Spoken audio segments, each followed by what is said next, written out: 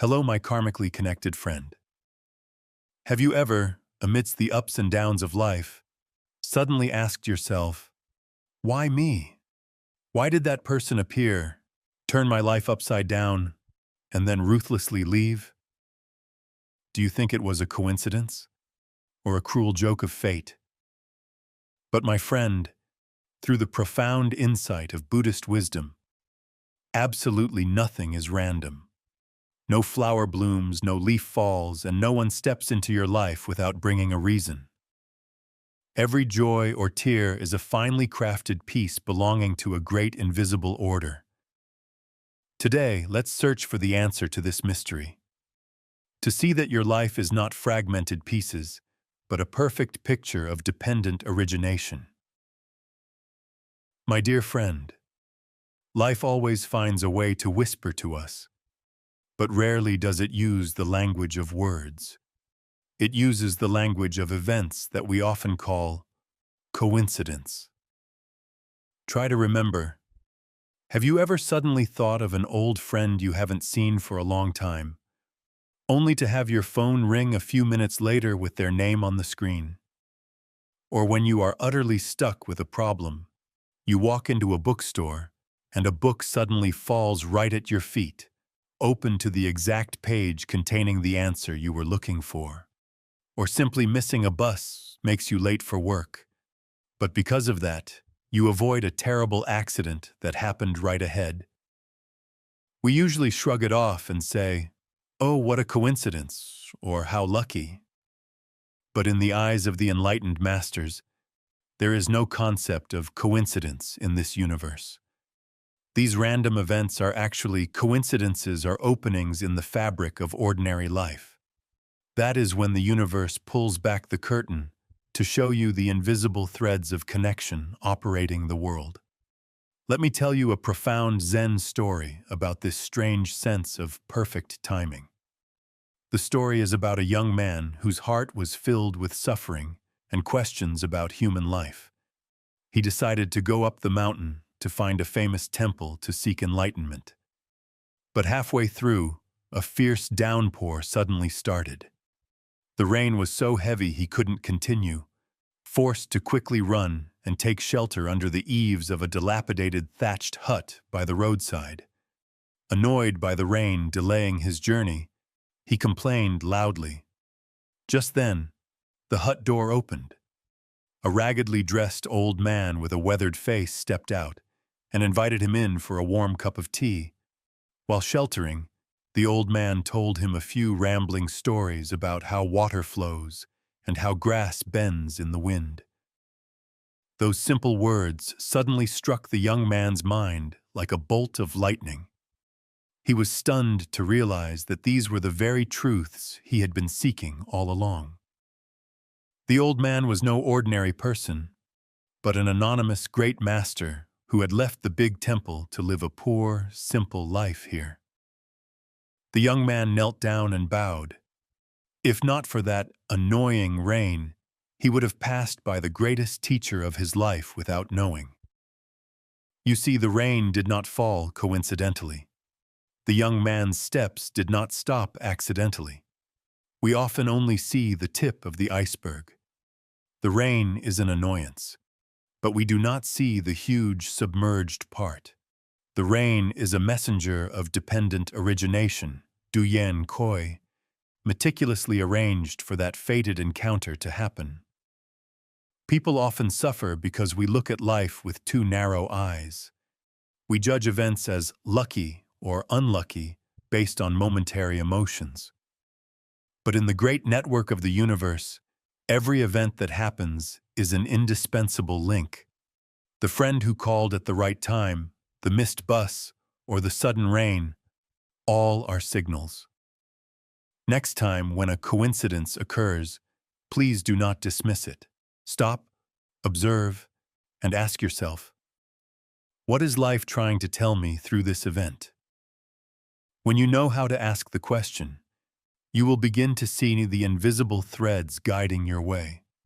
And that is when you touch the door of dependent origination. My dear friend, if we push aside the mystery of coincidence, we will see the true operating framework of the universe. In Buddhism, this is called Duyên Khởi, Dependent Origination. This doctrine is summarized in a classic saying of the Buddha: "When this is, that is. When this arises, that arises. When this is not, that is not. When this ceases, that ceases." It sounds simple, but this is the greatest truth. It affirms that no object, phenomenon, or person can exist independently by itself. We are all interdependent, connected to each other in a dense and infinite web of causes and conditions. To understand this, look at the bowl of white rice you eat every day. With the naked eye, you only see the pristine white grains. But with the eye of wisdom, you will see an entire universe present in that bowl of rice. For this rice grain to exist, there must be sunlight, there must be clouds for rain, there must be nutrients from Mother Earth. There must be the sweat of the farmer plowing, the engineer who built the harvester, the driver who transported the rice to the supermarket, and your parents who worked hard to earn the money to buy some. If even one factor is missing, if the sun stopped shining or the driver got sick, this bowl of rice could not be present before you right now. The rice grain did not arise naturally. It is the result of thousands of causes and conditions converging. And so are you. Look at yourself. Your body is the continuation of your parents, grandparents, and ancestors. The language you are speaking is the legacy of thousands of years of national history. The knowledge you possess is the accumulation of generations of teachers. Even the breath you are inhaling is the oxygen released by deep green forests thousands of kilometers away. You are not an isolated island. You are a living result of countless causes and conditions. Modern science calls this the butterfly effect in chaos theory. A fragile flap of a butterfly's wings in Brazil can create a hurricane in Texas. In a closed ecosystem, the smallest action creates ripple effects that spread throughout the entire system. Understanding dependent origination, you will see that the concepts of random or coincidence cannot exist. When you meet someone amidst the bustling flow of 8 billion people, it is not mathematical probability. It is because thousands of threads of cause and effect from the past, promises, debts, favors, have matured to pull the two people together at that exact time, in that space. If you hit a stroke of luck, do not think that heaven and earth favor you. That is when the seeds of goodness you planted a long time ago, perhaps an act of helping a stranger, a thought of compassion, have now met enough sun and rain to yield sweet fruit. Conversely, if a crisis strikes, it is not a random punishment or bad luck. It is the result of a chain of previous wrong actions, thoughts, and choices, resonating with external conditions, to form the lesson you are forced to learn. The principle of dependent origination helps us elevate our perception from weak emotions to a view full of wisdom. It helps you stop blaming heaven and earth when encountering difficulties, and stop being arrogant when finding success. Because you understand that everything happening before your eyes is the effect of causes that were sown in the invisible network of time. And in that miraculous network, the most mysterious and interesting thing is the appearance of people. Why this person and not another? Why do they come and go? Let's find the answer in the next section. My dear friend, in that great web of cause and effect, the most miraculous and mysterious thing is the appearance of people in our lives. Have you ever met a stranger and felt as familiar as if you had promised each other in a past life? Or are there people who appear fleetingly but leave deep wounds that change you forever? Believe me, No one is sent to your life without a mission. They are all messengers, bringing you a letter from the universe that you need to read. According to Buddhist wisdom, the people who pass through our lives often play three main roles. The first is the guiding teacher. They come when you are lost, weak, and in need of shelter. They bring light, support, and unconditional love. They are the benefactors who help you realize your self-worth, teaching you how to love and trust again. They are the refreshing rain that irrigates your barren soul. The second, more difficult to recognize, is the stern teacher. These are the people who hurt you, betray you, or abandon you. Instinctively, we resent them. But looking deeply into cause and effect, they appear precisely when you need to learn the lesson of strength, of letting go, or of forgiveness. Sometimes, the universe sends a cruel person to break your proud ego. Sometimes, a betrayer appears to teach you how to stand firmly on your own 2 feet without relying on others. They play the antagonist to push you to your limits, forcing you to transform and mature. There is a saying, some people are not meant to love you, they are meant to wake you up. And the third role is the companions. These are soulmates, partners who share the same frequency, coming to resonate with you and build good values together. But no matter what role they play, good or evil, love or hate, they all follow a rule of absolute, precise timing.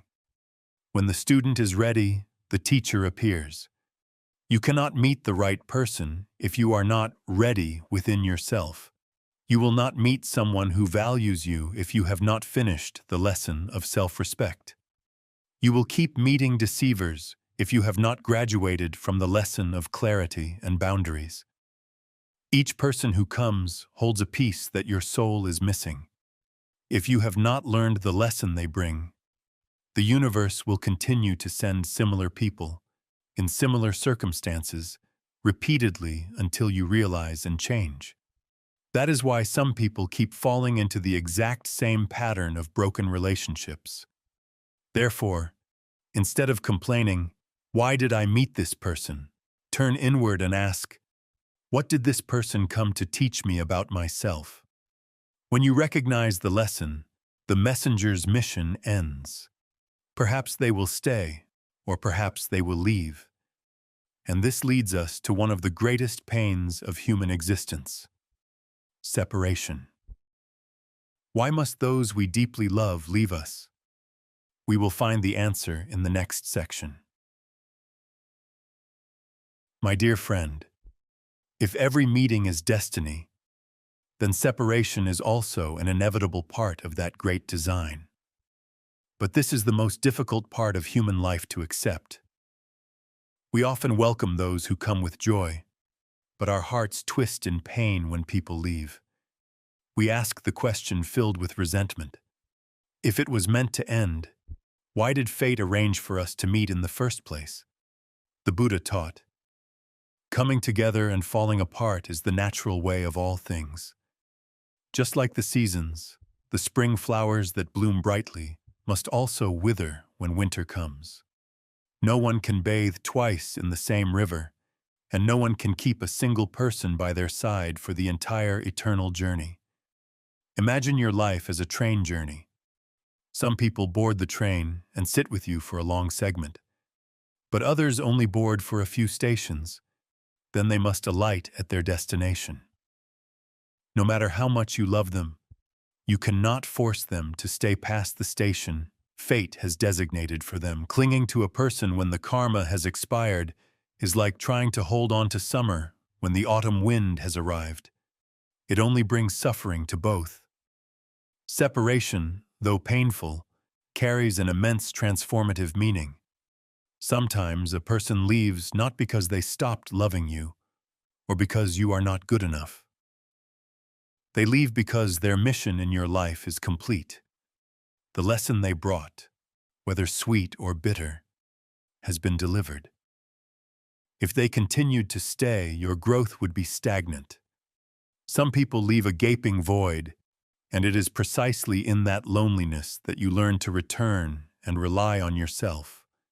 You learn to light the inner lamp without borrowing anyone else's light. The loss hollows your soul into a deep valley, but thanks to that depth, you can hold more joy and compassion in the future. And there is another beautiful truth I want you to engrave in your heart. The person who leaves never truly disappears. They still live deeply within you. The way you smile, the way you think, or a small habit you learned from them, all are their lasting imprints. They have integrated a part of their soul into you. The memory of them becomes the legacy that nourishes your soul. When you understand the laws of dependent origination and impermanence, the pain of separation will gradually transform into deep gratitude. Instead of resenting, "Why did you leave me?" whisper, "Thank you for coming." Thank you that among 8 billion people, karma arranged for us to see each other, to walk a path together, however short. Thank you for the lessons.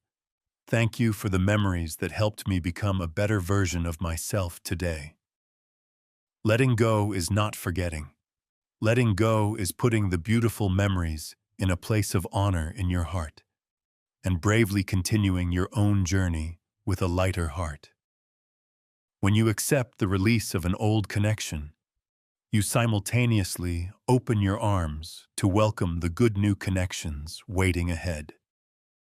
Believe that every separation is only temporary in the endless cycle of reincarnation. Kindred spirits will meet again, in another form, in another circumstance, when the time is ripe. My dear friend, concluding today's journey, I hope you engrave one thing.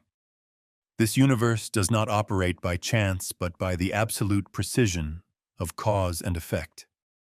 Do not worry or doubt the script of your life.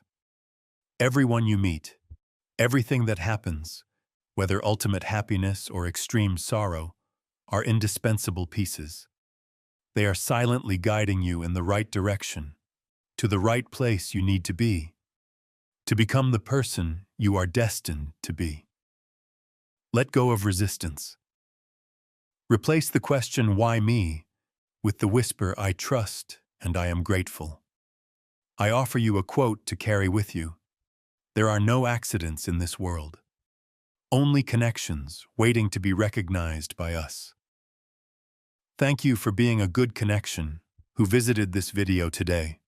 May you always be steadfast in your faith in life's arrangements. Goodbye, and see you again.